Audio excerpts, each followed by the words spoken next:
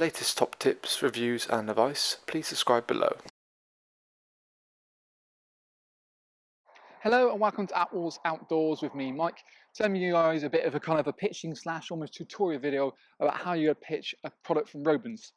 So with me today here, I've got the new Robens Klondike PRS.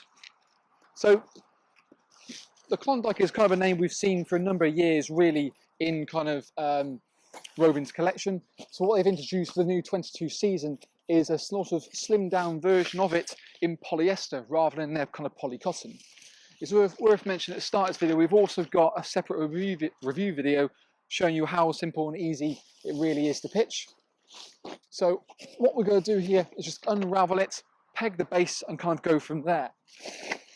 I think the kind of need for the new version stresses the point that kind of the physical cost of cotton is slowly increasing. So if you want kind of the design of the kind of Klondike in that kind of ballish kind of tent, you can still have that, but at a more affordable price point. So that's obviously the reason kind of brought out this material. And actually it takes a little bit less maintenance to go with something like this in comparison to the normal version. So we've spread it all out. Depending on how it kind of comes, sometimes because the ground sheet is completely removable, you'll find the ground sheet itself needs just zipping on. For the best way I would say about that is actually if you kind of peg a ground sheet out initially, and then from there, what you can actually do is actually just zip it on when it's in place on the floor. It's going to help you kind of position yourself on the pitch, but more importantly, it's kind of stretched in that point, so it makes it easier when you kind of go around and zip round. So what I've got here essentially is the ground sheet neatly and tidily out. We'll bring that back a little bit just so it's going to be in the right position. We'll peg the front part first. So we'll peg the 2 points, and when I'm saying peg, I'm saying you want to peg the ground sheets, not the actual kind of fly sheet as such. So we'll get the door scenario nice and kind of square and almost pull against one another. When I say about the ground sheet, there's almost two tabs, one for the ground sheet and one for the top level. Immediately they're zipped together, but by doing the ground sheet first, what you find is you've got a little bit more give. So when you put that centre pole up, it makes it a little bit easier. From here, what we can do is almost go directly back ourselves. So we're creating almost like a little mini square in it itself. Again, go through that ground sheet point, tension back against it. We can tweak it as we kind of go, to be fair, but it just kind of gives you a bit more of a basis to kind of go on. Now we've done kind of the front two corners, we'll then do the side. Same kind of principle, just bring this directly out.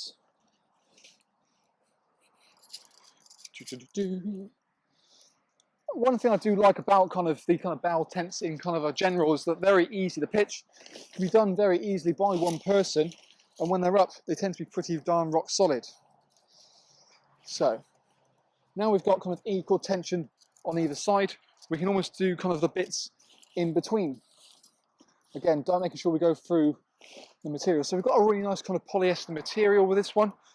In terms of the ground sheet, is an Oxford polyester, and then the actual fly sheet itself is a nice strong 75D whipstock material. So again, it's really quite engineered to be durable, but because it's sort of 75 denier, in terms of its overall weight, it's quite nice and light. So it has a slightly smaller pack size than the normal Klondike, and also a pack weight than the normal Klondike.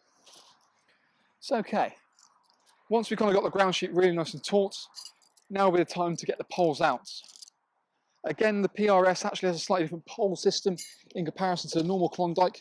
You've still got that kind of A-frame kind of front, but rather than having that kind of what I call like a Russian doll kind of scenario where you've got to take the poles out and put them on top, I think this is a much more simplistic way really. It's just, again, aluminium pole all the way through. Still strong, but much easier to overall pitch. And what we're going to do is bring this directly into the middle and up into the top, into the witch's hat. So you want to find kind of the middle point of it, take it directly up, and there's almost a little patch dead center.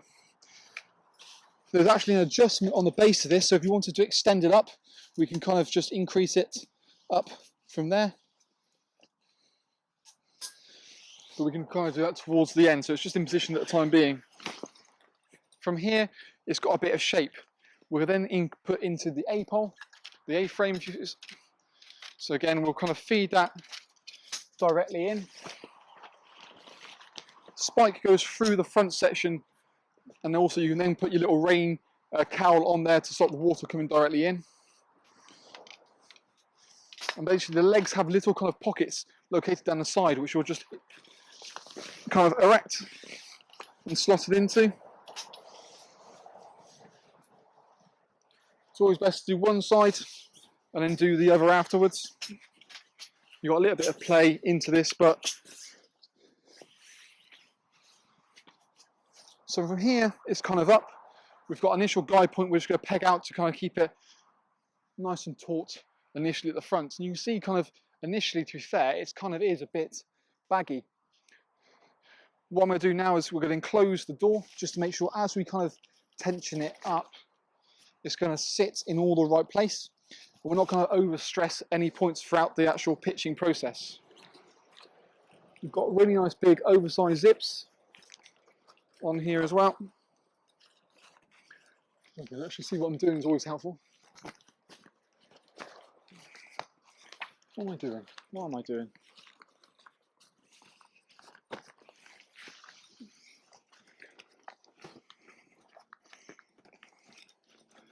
Someone's got it caught beforehand. There we go. So we'll go directly down. So at this position now, what we can then do is go around the base, around the outside of it. Again, I'd like to start ideally with kind of the side part here. You want to, with the seam lines, you kind of want to come directly down and out. You've got additional tension points on there, so you can kind of initially do it, and then if need be, kind of bring it back towards it a little bit more.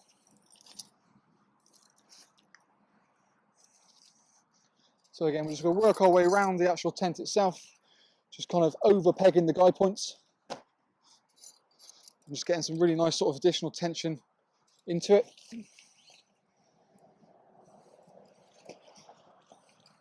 Let's just start to bring that material a little bit tighter as we go as well.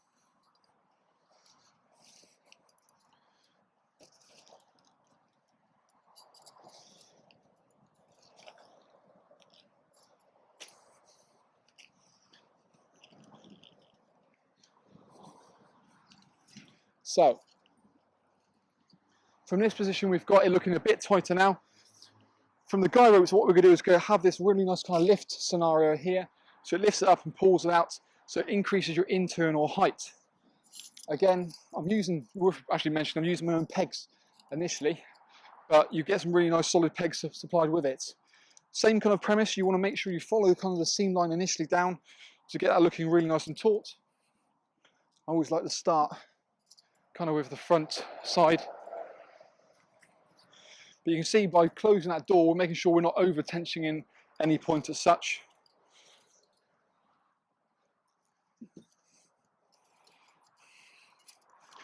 And we'll kind of go around the other side, follow the seam line, peg it down, and we're good to go.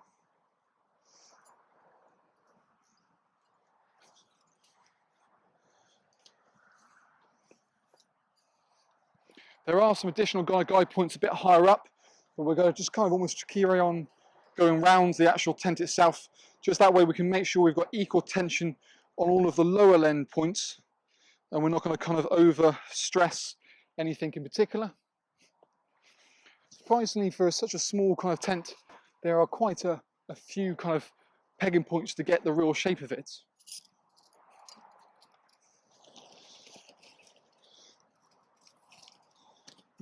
Let's course a little bit.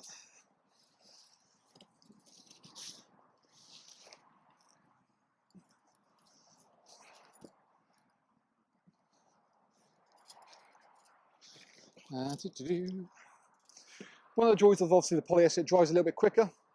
So on a kind of from a maintenance point of view, as I previously mentioned, you find that water doesn't necessarily kind of, with the polycotton, would possibly embed into it. So it takes a little bit longer to dry out. And it's got a kind of a shorter kind of spell where you can leave it sort of packed away damp. With polyester, you don't really kind of get that same kind of scenario, so that works out in kind of the favour. from here, again, we'll just kind of follow the guide points directly down. Now, if you're kind of canny, you can probably use the same kind of pegging points, but there's enough pegs, well, there should be enough pegs at least anyway, that it can have its own individual kind of guide point itself. But what you can do, like I say, if need be, if you're quite cunning, is just extend that out a little bit, put it onto the same pegging points, and then kind of guide it back. Now, really, the problem is if you have, you've got two lots of force going through that one point, so it's not as kind of secure. So that's where having additional pegs is definitely worth doing.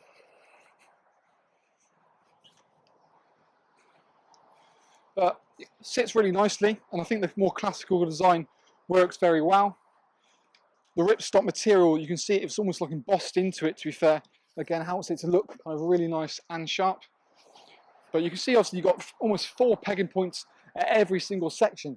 So you've got tons and tons of room to make sure it sits really nicely. So like I said, yeah, it's kind of actually allowing you to give a bit more of a decent point away from it. And it always makes the internal sides a little bit kind of roomier to a certain extent. But it's nice to get a bit more pegging points in there. And of course, it's going to help it overall kind of structurally. But looks really smart. The slightly different colour, I think, also kind of maybe fits in the campsite a little bit more. Doesn't necessarily stand out as much, but you can always check that out from our own sort of review video we've got on the product itself. But really nice and strong and robust. Sits really nicely, and actually, even though it's not canvas, I think it just the way it sits in general, I think, is a really nice bonus. But for more information, by all means, check the link below this video. It'll take you straight through to our website. We've got more information on things like pack sizes, pack weights, and also that review video is located there as well. There's of course the prices and things like that you can always check out. But yeah, that in essence is kind of how you would go about pitching the Klondike PRS Tipi tent.